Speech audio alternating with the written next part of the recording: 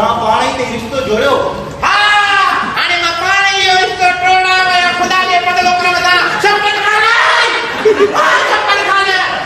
बाबा गीता केड़ी गाड़ी ता कयो पैसा तो तान मिली विया न पैसा तो मुझे ब्लड प्रेशर वाली बताया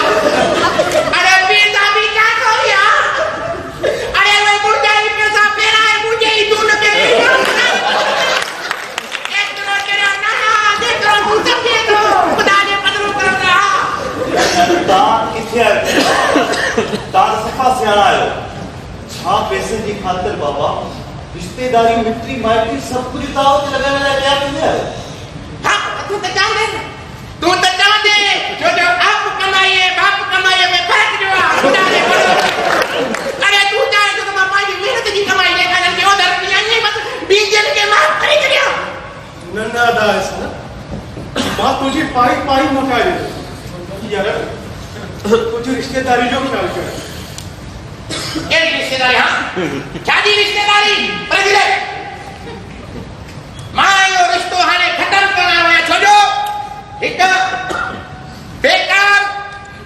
माल केड़ा केड़ा तो ही कमजा एक पूरे परिवार की थी मुझे नु नक्की की सके खुदा ने बदलो करदा बस बाबा ही ता सदा जो होश में ता आयो न हां से मैं भंग पिया करे था देखा काटू पीऊ के देखा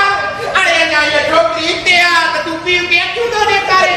जो बड़े ये शादी करे आई तो तू निरे के लत नहीं पी के पटलो ही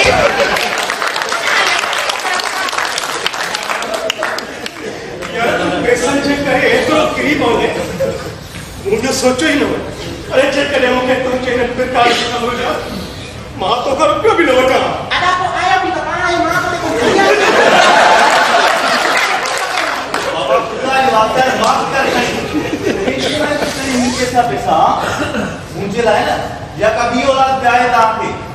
मुझे ता जो रुपयो भी न खपे बार सा जो कब्र में खड़ी वन जोइए हाने खुदा ने वास्ते ही तमाशो बंद कयो वारे मुझे मां भी अरे मां पंजे हक हिलाने दी कमाई पाजो हक जो इने ना गुरा तो के वो तमाशो तो लगे हां हमें के बोली तो भी बोला तमाशो तो क्या था तो साधु के तो पैसा कमा ले करे अफसोस जो मथे माल खुली वने की इजाजत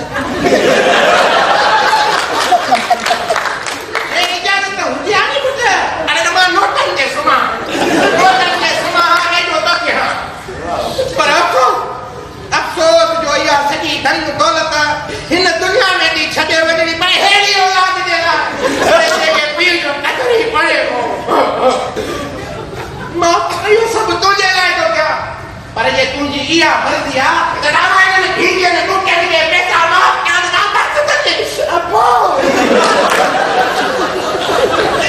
पर मुझे मरण का पो पाणी खबर पड़ गई ताने खबर पड़ गई तो घणे भी 50 हां पर सब कुछ छो हे रिश्तो अज खां वठी मुखे कबूल ना है टुटो समझो इया मंगनी अज टुटी हा बाबा खुदा जे फजलो करण सा बाबा